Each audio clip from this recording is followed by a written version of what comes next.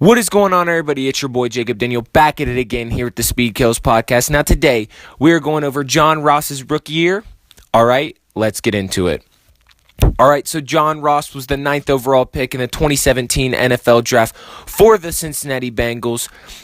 He was the third wide receiver off the board behind Corey Davis and Mike Williams. John Ross is widely known for having the fastest 40 time ever clocked at the combine, that time being 4.22.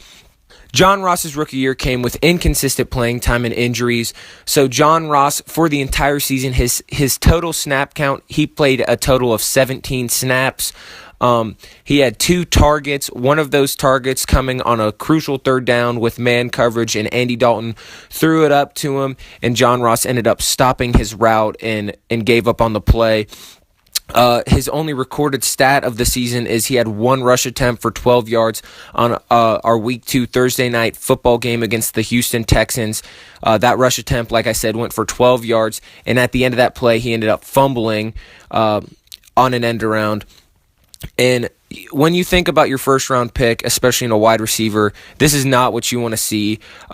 We selected A.J. Green in the first round in 2011, and he produced right off the bat. Now, John Ross, we don't really know what happened, why he didn't play that much, and why he never got in. I was hoping, my expectation for John Ross is he would take over for one of our starting receivers and become a starter and a regular household name, but that didn't end up happening. John Ross was put on the IR for a shoulder injury. This was not related to the same shoulder injury that he had coming into the draft when he left Washington University. But it was actually a different or the other shoulder, so it wasn't the same thing, which that was good. And he is getting surgery on that shoulder in the offseason to repair everything. So hopefully next year he will be back to 100% and actually worked in the offense. Now, some reasons that John Ross might have not got in that much is because we know, as a Cincinnati Bengals fan, we know that Marvin Lewis treats rookies very differently. There's multiple cases of this, especially in the past couple years. We'll go back to 2013, Giovanni Bernard's rookie year. Giovanni Bernard was clearly the better back between him and BenJarvus Green-Ellis, but Marvin Lewis continued to play BenJarvus Green-Ellis for whatever reason. He always treats rookies different. If it wasn't for Giovanni Bernard's injury in 2014, Jeremy Hill would have not been the starting back, and if just like this year, if Jeremy Hill did not get injured, then Joe Mixon wouldn't have been the starter, who was clearly the best back. So Marvin Lewis has had many instances where he's just treated rookies a lot different, especially on the offensive sides of the ball, and I just think he should have gave him a chance. I understand that the 3rd and 1 and stopping your route, not playing him for the rest of the game, making a point, but that still doesn't really affect him rest of season. You got to take chances on him. You got to let him work his way into the offense.